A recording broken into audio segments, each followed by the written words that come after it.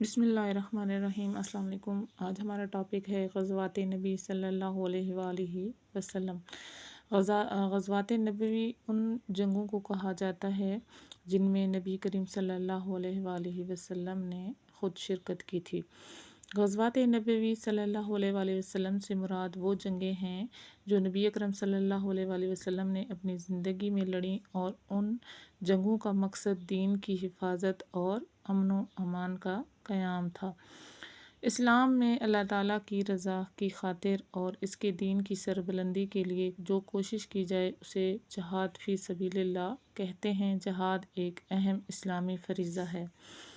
ہجرت مدینہ کے بعد مسلمانوں کی بڑھتی ہوئی طاقت سے کفار مکہ کے ساتھ ساتھ مدینہ منورہ کے یہود اور دیگر اسلام دشمن قبائل بھی سخت پریشان تھے کہ وہ کسی طور بھی مسلمانوں کو ایک امت تسلیم نہیں کرنا چاہتے تھے۔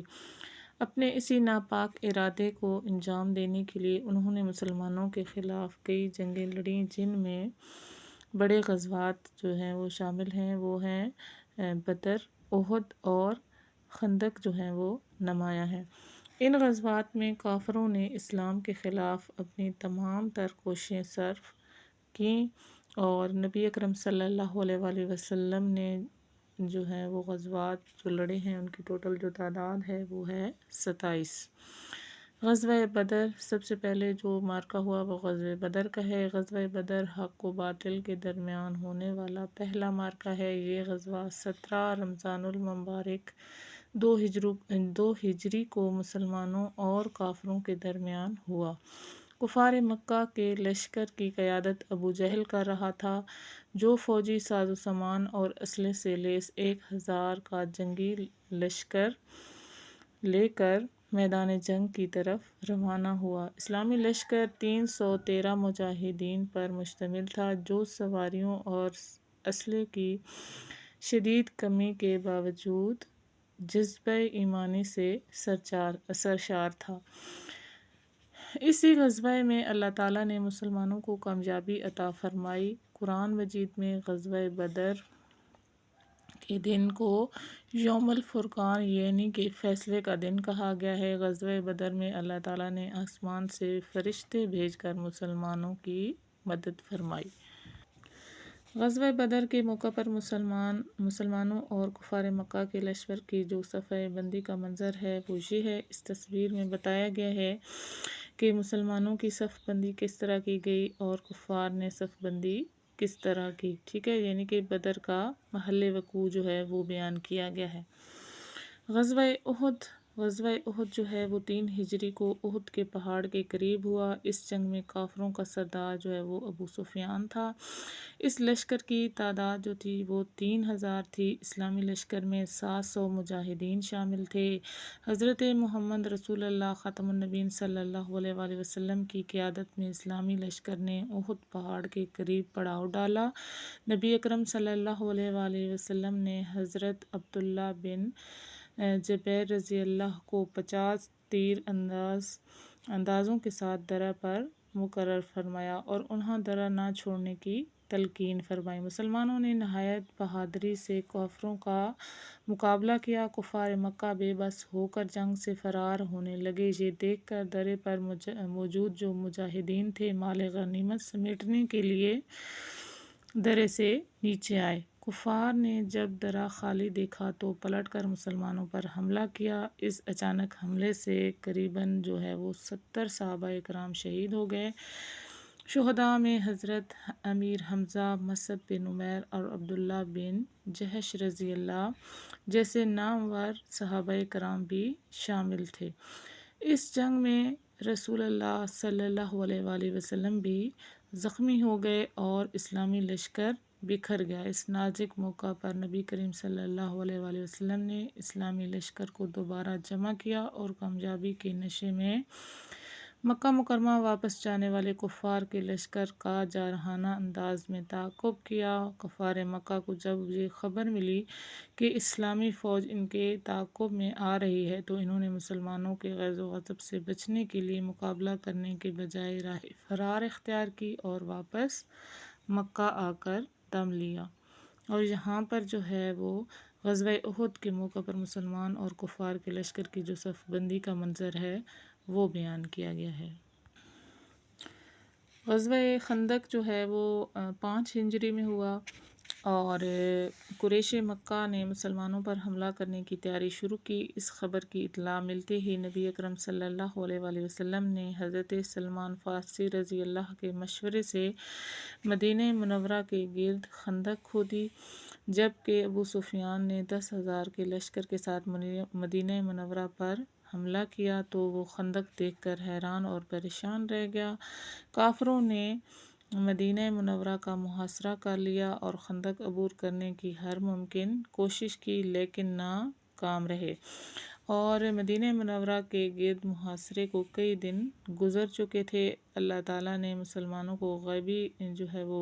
کی غیبی مدد کی، اور ایک رات کو شدید طوفان آیا جس سے دشمنوں کے خیموں کو اکھاڑ دیا، اور وہ راتوں رات میدان خالی کر کے بھاگ گئے۔ اس طرح اللہ تعالیٰ نے نبی اکرم صلی اللہ علیہ وآلہ وسلم کو فتح سے نوازا، اور غزوہ خندق کو غزوہ احزاب بھی کہا جاتا ہے۔ اور یہ جو ہے وہ غزوہ خندق کا منظر پیش کیا گیا ہے کہ خندق جو ہے وہ یہاں پہ یہ جو ایک لائن ہے یہ خندق کھودی گئی تھی، اور یہاں پہ دشمن کی فوجیں تھیں اور جہاں پہ مسلمانوں کی فوجیں تھیں، اور خندق کی جو لمبائی تھی وہ 3.5 میل تھی، چوڑائی جو تھی وہ 15 فٹ اور گہرائی جو تھی وہ 21 فٹ تھی۔ ان غزوات میں آپ صلی اللہ علیہ وآلہ وسلم نے بہترین حکمت عملی اپنانے کے ساتھ ساتھ مساوات، رحم دلی اور عفو درگزر کی ایسی مثال پیش کی کہ جس سے نہ صرف دشمن کو شکست ہوئی بلکہ کئی لوگوں کو راہ ہدایت پر لانے کا سبب بھی بنی۔ پورے عرب پر مسلمانوں کا رعب و دبدبہ قائم ہو گیا، مسلمانوں کے یقین و ایمان میں اضافہ ہوا، مسلمانوں کو اسلام کی تبلیغ کرنے کا بھرپور موقع میسر آیا۔ غزوات نبوی صلی اللہ علیہ وآلہ وسلم میں ہمارے لیے ایک اہم سبق ہے کہ فتح و شکست کا انحصار تعداد پر نہیں بلکہ ایمانی جذبے پر ہے۔ اللہ تعالیٰ اخلاص کے ساتھ حق پر قائم رہنے والوں کو ہمیشہ مدد کرتا ہے اور انہیں کبھی تنہا نہیں چھوڑتا۔ ہمیں چاہیے کہ ہم اخلاق، استقامت اور ثابت قدمی اختیار کریں، تکالیف اور مصائب میں صبر کریں، اور صرف اللہ تعالیٰ پر بھروسہ کریں اور صرف اسی سے مدد مانگیں۔ ہمارا ٹاپک غزوات نبوی صلی اللہ علیہ وآلہ وسلم جو ہے وہ کمپلیٹ ہوا۔ ہم نے پہلا پڑھا غزوہ بدر۔ غزوہ بدر جو ہے اس میں ہم نے سیکھا کہ کہیں بھی تعداد ضروری نہیں ہوتی بلکہ ہمارا جذبہ ایمانی جو ہے وہ مضبوط ہونا چاہیے۔ تو مسلمانوں کی کم تعداد ہونے کے باوجود مسلمانوں کو فتح حاصل ہوئی۔ نمبر 2، ہم نے غزوہ احد میں یہ پڑھا کہ نبی کریم صلی اللہ علیہ وآلہ وسلم کے حکم کی تعمیل نہ کرنے کی وجہ سے مسلمانوں کو نقصان ہوا۔ اگر وہ درے پر ہی رہتے اور رسول اللہ صلی اللہ علیہ وسلم کے حکم مانتے تو مسلمانوں کو شکست نہ ہوتی اور نہ ہی 70 صحابہ کرام شہید ہوتے۔ اور غزوہ خندق میں یہ کہ بہترین حکمت عملی جو ہوتی ہے وہ اس سے ہمیشہ فتح ہوتی ہے، اور غزوات جو ہیں ان سے ہمیں کیا جو ہے وہ کیا اس کے نتائج اور فوائد ہیں۔ ٹھیک ہے، تو اب ہم مشق حل کریں گے۔ مشق میں سب سے پہلا جو ہے وہ سوال ہے کہ درست جواب پر ٹک کا نشان لگائیں۔ جس جنگ میں نبی اکرم صلی اللہ علیہ وآلہ وسلم نے شرکت کی ہو اسے غزوہ کہتے ہیں۔ اور غزوہ خندق کی جو ہے وہ غزوہ خندق میں جو خندق کھودی گئی تھی اس کی جو چوڑائی تھی وہ 15 فٹ تھی، اور غزوہ بدر میں اسلامی لشکر کی تعداد جو تھی وہ 313 تھی، یعنی کہ 313 مسلمان تھے، اور نبی اکرم صلی اللہ علیہ وآلہ وسلم نے درے پر مقرر فرمایا 50 تیر اندازوں کو۔ اور غزوہ خندق میں خندق کھودنے کا مشورہ جو تھا حضرت سلمان فارسی رضی اللہ نے دیا تھا۔ خالی جگہ پر کریں ہمارا دوسرا سوال ہے، اور اس میں سب سے پہلی خالی جگہ پر ہے کہ حق و باطل کے درمیان ہونے والا پہلا معرکہ جو ہے وہ غزوہ بدر ہے۔ بے ہے، غزوہ بدر میں اللہ تعالیٰ نے آسمان سے فرشتے بھیج کر مسلمانوں کی مدد فرمائی۔